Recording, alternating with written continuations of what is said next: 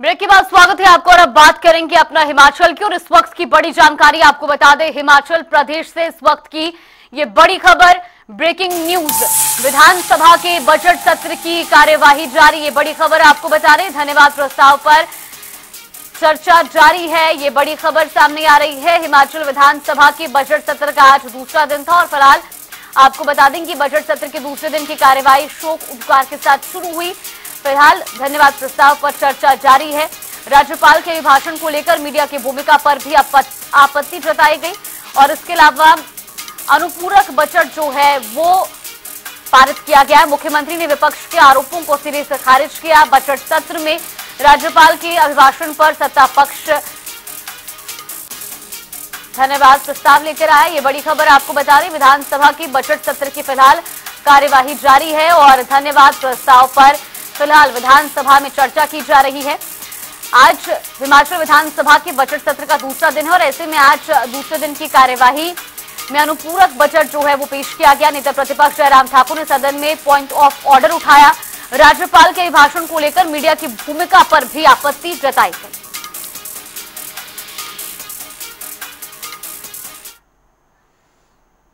और रुक कर लेते हैं अगली बड़ी खबर की ओर। बड़ी खबर आपको बता दें, बड़ी जानकारी इस वक्त की ये ब्रेकिंग न्यूज, हिमाचल विधानसभा से जुड़ी इस वक्त की ये बड़ी खबर आपको बता दें। सदन की कार्यवाही 1 घंटा 10 मिनट के लिए बढ़ाई गई है। सदन में स्पीकर की तरफ से ये ऐलान किया गया है और सदन की कार्यवाही को 1 घंटा 10 मिनट के लिए बढ़ाया गया है। राज्यपाल अभिभाषण के धन्यवाद प्रस्ताव पर फिलहाल चर्चा जारी है। सत्ता पक्ष और विपक्ष के विधायक इस चर्चा में भाग ले रहे हैं और ऐसे में फिलहाल जो ताजा अपडेट है वो सदन की कार्यवाही 1 घंटा 10 मिनट के लिए बढ़ाई गई है। सदन में स्पीकर की ओर से यह ऐलान किया गया है। फिलहाल राज्यपाल के अभिभाषण के धन्यवाद प्रस्ताव पर चर्चा जारी है और इसमें सत्ता पक्ष और विपक्ष के विधायक चर्चा में भाग ले रहे हैं।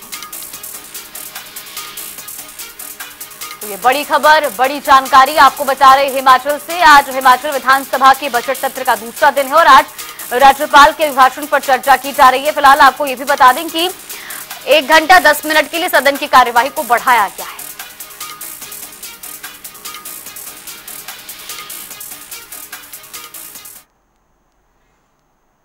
तो वही हिमाचल प्रदेश में बागवानी के मुद्दे पर बीजेपी ने सरकार को निशाने पर लिया है। बीजेपी का आरोप है कि विदेशों से लाखों की संख्या में सेब के पौधे बिना उचित जांच और क्वारंटीन प्रक्रिया के लाए जा रहे हैं, जिससे घातक वायरस और कीट बागवानों में फैल चुका है।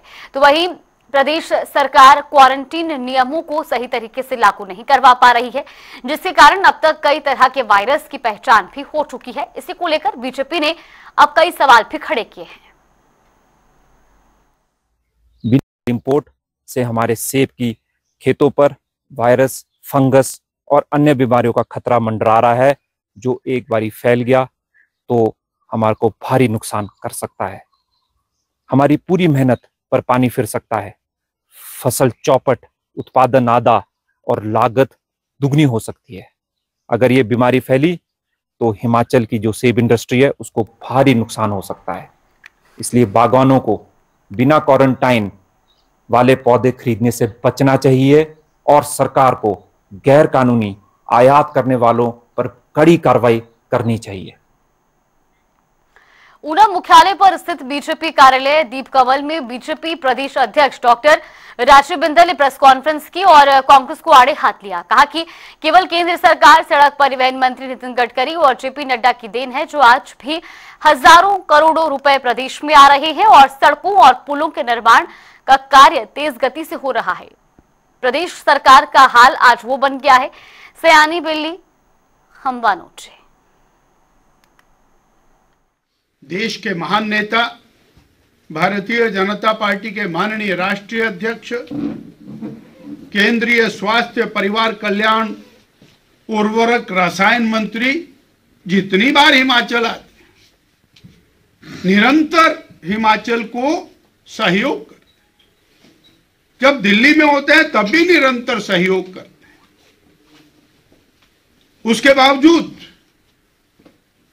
कांग्रेस के चाहे छुटभैये नेता हो या मंत्री हो या फिर माननीय मुख्यमंत्री, किसी भी चीज को एक्नॉलेज नहीं करते।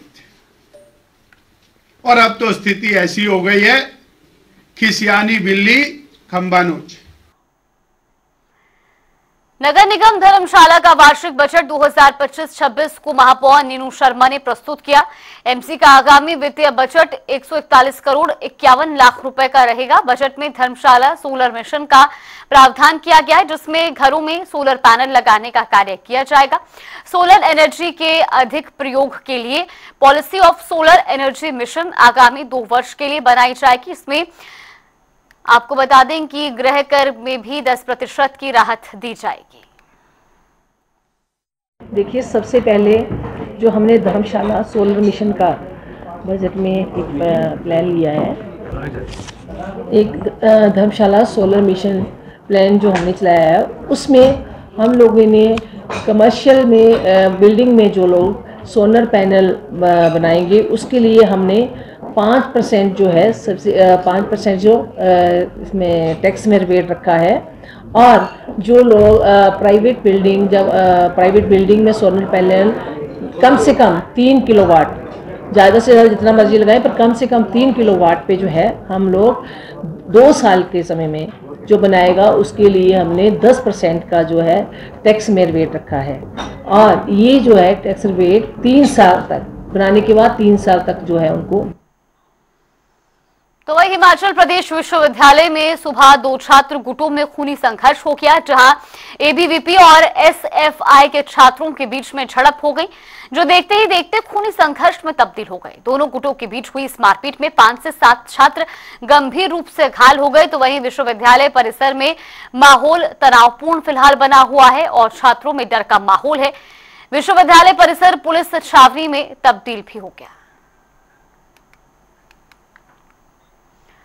तो वहीं जिला कुल्लू के मुख्यालय ढालपुर के देव सदन में सूत्रधार कला संगम की ओर से होली संध्या का आयोजन किया गया। आपको बता दें कि इस आयोजन में होली संध्या के गीतों के तराने भी खूब गूंजे। ऐसे में सूत्रधार कला संगम के कलाकारों के द्वारा ब्रज और अवध की बोली में भी गीत गाए गए और पूरा देव सदन खेले मसाने में होली जैसी गीतों से झूम उठा।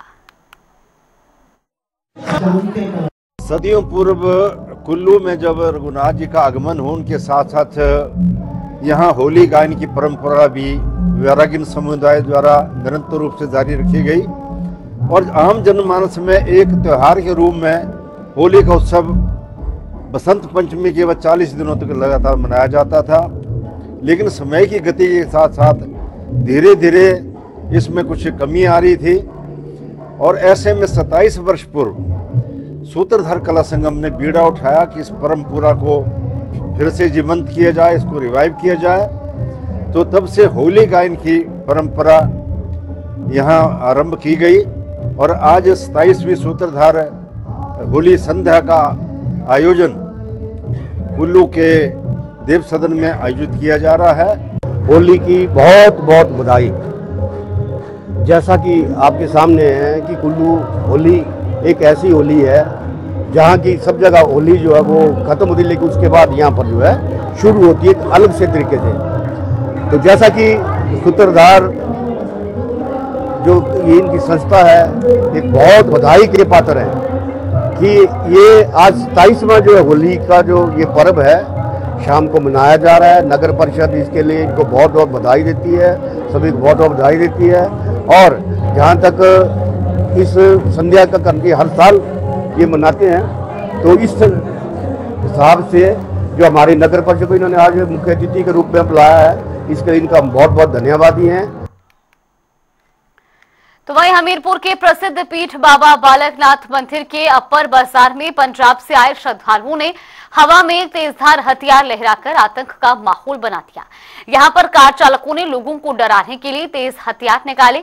घटना की वीडियो भी अब सामने आई है। दरअसल हमीरपुर के प्रसिद्ध शक्तिपीठ दियोट सिद्ध में सड़क पर जाम लगा हुआ था और इस दौरान एक श्रद्धालु बीच सड़क में ही गाड़ी लगाकर खड़ा हो गया। स्थानीय टैक्सी चालक ने जब गाड़ी साइड लगाने को कहा तो वो झगड़े पर उतारू हो गया और गाड़ी से एक तेज धार हथियार लेकर हवा में लहराने लगा। इस घटना से भय का माहौल बन गया और इस घटना को देखते हुए स्थानीय लोग और टैक्सी चालक इकट्ठा हुए तो उक्त श्रद्धालु गाड़ी लेकर चलता बना। अपना हिमाचल में फिलहाल के लिए बस इतना ही। यहाँ पे रुकते हैं छोटे से ब्रेक के लिए।